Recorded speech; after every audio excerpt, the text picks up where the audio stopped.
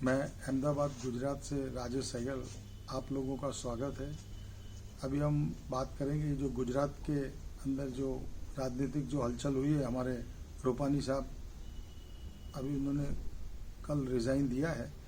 अभी भूपेंद्र पटेल जो अभी नए सीएम बनाए गए हैं, तो ये हालांकि हम सबसे पहले रूपानी साहब की ज़रूर बात करेंगे। उन्होंने जो 5 साल और समथिंग टाइम जो किया है काम, बहुत काबिल सीएम थे साहब, उसमें कोई दो राय नहीं।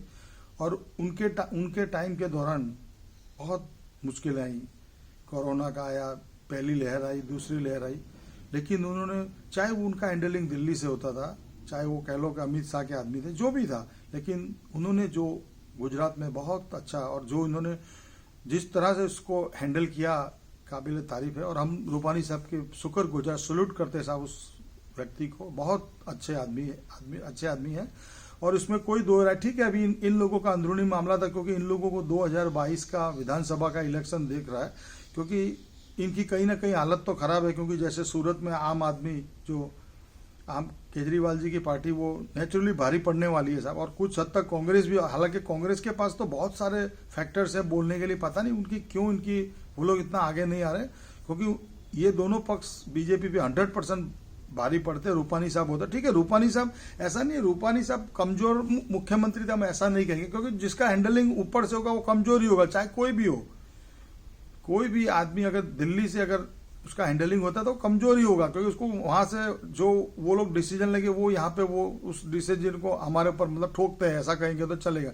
लेकिन अभी भूपेंद्र पटेल जो हमारे गुजरात के नए सीएम बने, जो हमारे अहमदाबाद के, गुजरात के घाटोड़िया से वो वहां से विधानसभा जीते, बहुत काबिल आदमी है साहब, हम तारीफ करेंगे उस व्यक्ति की भी काफी, वो भी अच्छे आदमी है। पर वो पटेल है, सबसे बड़ी बात है साहब, क्योंकि पटेल फैक्टर्स गुजरात में बहुत बड़ा है और काम। और हालांकि अफसोस सिर्फ इस बात का हुआ कि उन्होंने नितिन पटेल को नहीं बनाया, क्योंकि इसके पहले भी जब रूपानी साहब बने थे तब कुछ हद तक पूरा तय था, समझ लीजिए कि कुछ परसेंट ही बाकी था कि वो नितिन पटेल का ही नाम आने वाला था। हालांकि उन्होंने उनके जिस जगह से वो इलेक्टेड थे वहां पे खाने वगैरह की व्यवस्था भी कर दी थी, तब भी उनको डेप्यूटी सीएम बना दिया था। खैर अभी भी नितिन पटेल का नाम आया था, लेकिन शुरू से लग रहा था कि नितिन पटेल को तो नहीं बनाएंगे। हालांकि इतना जरूर था कि वो बनाएंगे किसी पटेल को, क्योंकि इनको पटेल के जो पाटीदार 12 से 14% वोट है, और पटेल का कहीं ना कहीं फैक्टर्स एक अच्छा फैक्टर्स है, और वो प्रभावित करता है इलेक्शन को, उसमें कोई डाउट नहीं। क्योंकि इन लोगों को डर है, क्योंकि अगर कहीं आम आदमी यहाँ गुजरात में अगर 60-70 सीटें ले जाता है, कांग्रेस 40-50 ले जाती है, तो नेचुरली उनको यहाँ बहुत प्रॉब्लम हो सकता है। हालांकि अभी भी है इनकी लहर, ऐसी बात नहीं है, क्योंकि अभी इनके पास कोरोना का तो ठीक है जो मुद्दा है, इनके पास सबसे बड़ा राम जन्मभूमि का मुद्दा है। फिर ये जो कम्युनल राइट्स जो गुजरात में होते थे, खास करके अहमदाबाद में, हालांकि वो जब से हमारे नरेंद्र मोदी जब यहाँ के सीएम थे तब से बंद है, तो ये बहुत बड़ा फैक्टर्स, और हिंदू का फैक्टर्स तो काम करता है, और खास करके गुजरात में तो काम करता है। क्योंकि इन्होंने पटेल को बनाने से क्या होगा, जो पटेल के वोट, अगर ये पटेल को नहीं, क्योंकि ये बात तो तय थी कि पटेल ही बनेगा, चाहे नितिन पटेल बने, भूपेंद्र पटेल, या एक और भी कोई पटेल का नाम था, क्योंकि वो पटेल को बनाना बहुत जरूरी था, क्योंकि पटेल लोगों के यहाँ काफी वोट है। तो ठीक है, उनसे उनको न्याय दिया गया। हालांकि नितिन जी को नहीं बनाया, वो तो अफसोस की बात है। खैर ठीक है, वो उनका दिल्ली वालों का जो मुद्दा है, जो मोदी साहब जी ने जो तय किया, खैर जो भी नए आए, ठीक है, हम तो यही चाहेंगे कि गुजरात में अच्छा राज चले, क्योंकि अब सामने वालों के पास बहुत सारे ऐसे मुद्दे हैं, वो आराम से बीजेपी को पछाड़ सकती है, और पछाड़ेंगे साहब, और उसमें आम आदमी तो आगे रहेगा साहब, इसमें कोई बात नहीं।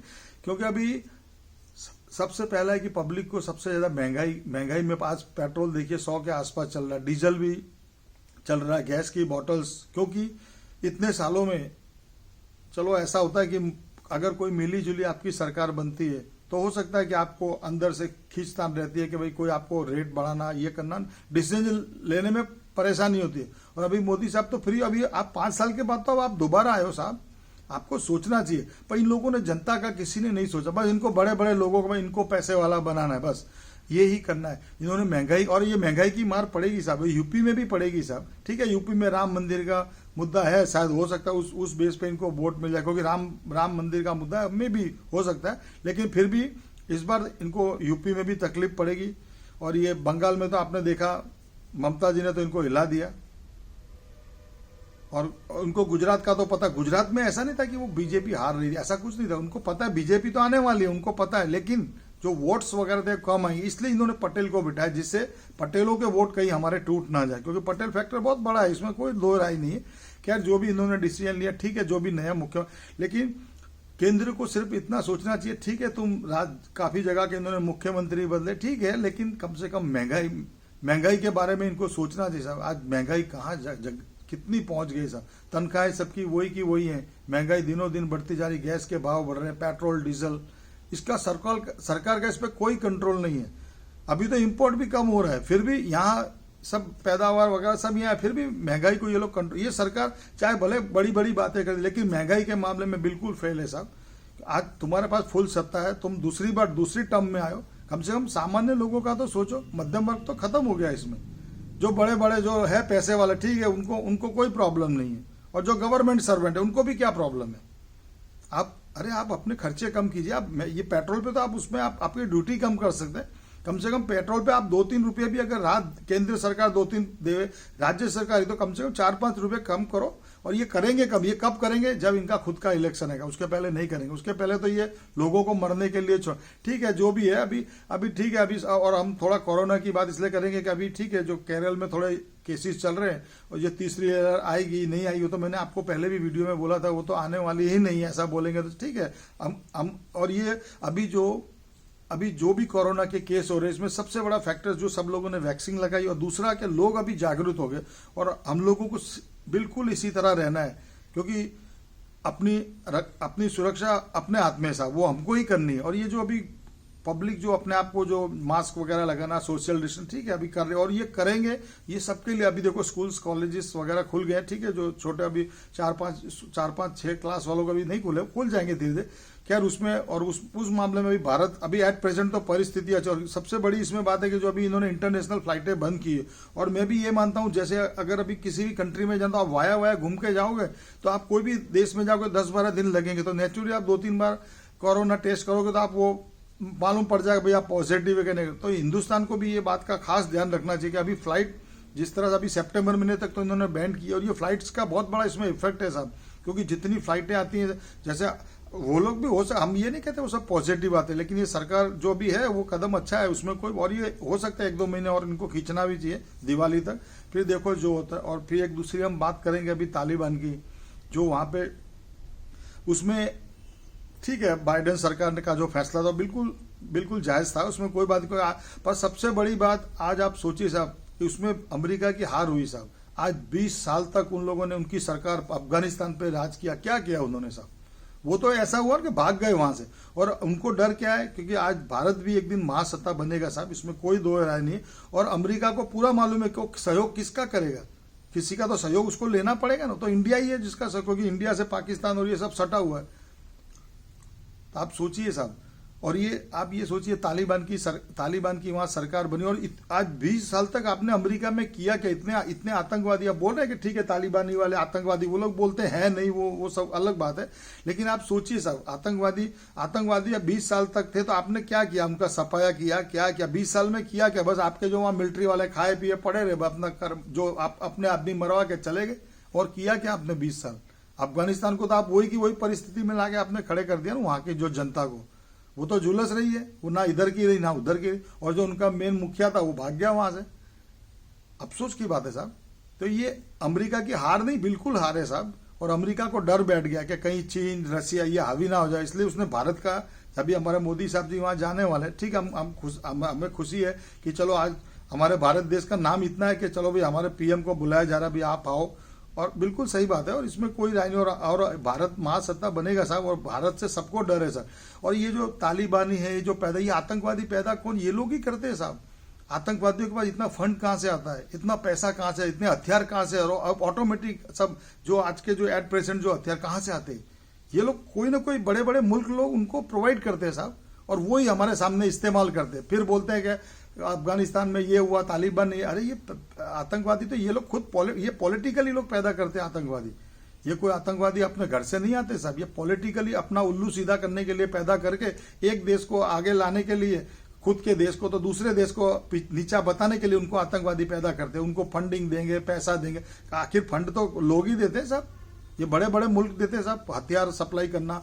आज उनके पास सब ऑटोमेटिक, सब वो सब, आप सोचिए, आप उनको आतंकवादी बोलते हो, सब ट्रेंड है साहब, हवाई जहाज चलाते, प्लेन, हेलीकॉप्टर्स वगैरह और बड़े बड़े तोप वगैरह चलाते। तो वो कोई ऑर्डिनरी आदमी थोड़ी है। तो वो सब किसने तैयार किया? आप लोगों ने किया साहब, और ये आप लोगों ने ही आतंकवादी पैदा, फिर वो आपके सामने आते। आज वही हो रहा है साहब, आज पूरे देश। तो ये अगर आप इनको सपोर्ट नहीं करना चाहिए ना। अगर आप सपोर्ट करते हो फिर भुगतो साहब। वो कहते हैं जो खुद खड्डा खोदता है खुद गिरता है। आज वही परिस्थिति आज अमेरिका के साथ हुई साहब।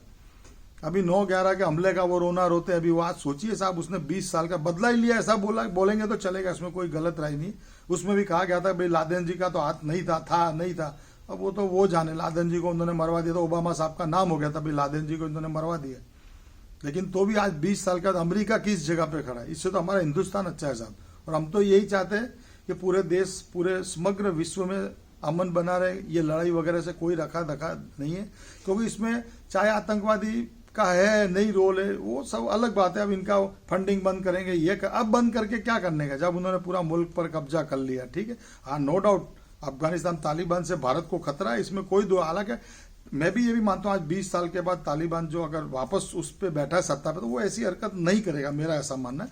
क्योंकि वो भी उसको भी अब उसको लंबी इनिंग खेलनी है। ये नहीं कि वो वापस वो अमेरिका या चीन के दबाव में आके फिर अपने आप के घुटने टेक देगा। वो बात तो अभी चीन उनको मदद कर रहा है। अभी आप सोचिए, जब मदद कोई ना कोई मुल्क तो मदद करेगा नहीं। ये पॉलिटिकली साहब ये लोग ही आतंकवादी पैदा करते हो, नाम दे देते आतंकवादी। फिर हाँ ठीक है, पाकिस्तान ने हेल्प की होगी, वो बोल रहे जो मीडिया में आ रहा, ठीक है की है, तो वो करेंगे, जो करेंगे भुगतेंगे। और क्या, जब वो बोलते हैं ना जो खड्डा खोदा है तो मरो, तुम ही मरोगे। अभी यही है। तो अभी हम यही चाहेंगे समग्र विश्व को कि इसमें जागरूक होने की जरूरत है साहब। विश्व में तो क्या पॉलिटिकल लोगों को, हमको तो क्या जागरूक होना, हम तो यही एट प्रेजेंट आदमी क्या जाएगा कि महंगाई कम हो, कि भाई उसका घर गृहस्थी चले। और जो कुछ है, जो ये अगर फॉरेन लेवल पे जो है, उन लोगों को सिर्फ ये सोचना है भाई इनको फंडिंग वगैरह आप देते हैं, पैसा वगैरह देते हैं, हथियार वगैरह, ये सब अगर आप प्रोवाइड करोगे तो नेचुरली वो आपके सामने आने वाला है। तो हम तो यही चाहेंगे सब मुल्क को अभी इस बारे में सोचना चाहिए, क्योंकि अभी देश में ये खतरा बढ़ता जा रहा है साहब। और ये इसमें पूरे विश्व में जितनी बड़ी बड़ी जो अपने आप को महासत्ता बनने के बाद बता, अमेरिका है, चीन है, रसिया है, इंडिया तो अभी कभी बोला ही नहीं आज तक। इंडिया का इस मामले में प्लस पॉइंट है कि उसने कभी नहीं बोला हम महासत्ता बनेंगे, और बनेंगे साहब, इंडिया तो बनेगा साहब। मैं तो आपको बोलता हूँ साहब, क्योंकि इंडिया के अंदर इतने गट्स हैं। बस एक हिंदू धर्म, हम ये नहीं कि हिंदू धर्म में बेईमानी नहीं करेगा साहब, ये बात का ध्यान रखना। चाहे कोई भी इस भारत देश का मुल्क पर इस तरह के वो गद्दारी नहीं करेगा, इस तरह की कोई किसी को फंडिंग नहीं करेगा, वो दहशत नहीं फैलाएगा। ये हिंदुस्तान की खासियत। और हम तो यही चाहते हैं, ठीक है, हम तो ये नहीं चाहते महासत्ता बने, हर एक को इच्छा होती, लेकिन सब पूरे विश्व को इस बारे में सोचना चाहिए साहब। आप महासत्ता बनने के लिए किसी दूसरे लोगों को मत आप आज अफगानिस्तान में जो भी हो रहा है, हम ये नहीं कहते गलत है, सही है, वो वहां की लेडी से परेशान है। ये क्यों परेशान है? ये तो आपका ही करा धरा है साहब। आपने जो करा 20 साल में, आपने क्या किया? कुछ नहीं किया साहब, बेवकूफ बनाया। आपकी अपने खुद के आदमी भी इतने मरवा दिए, कितना खर्चा भी किया, फिर आप अपने मुंह हिला के वापस चले। क्या हुआ साहब, क्या हुआ? तो यही बात है ना।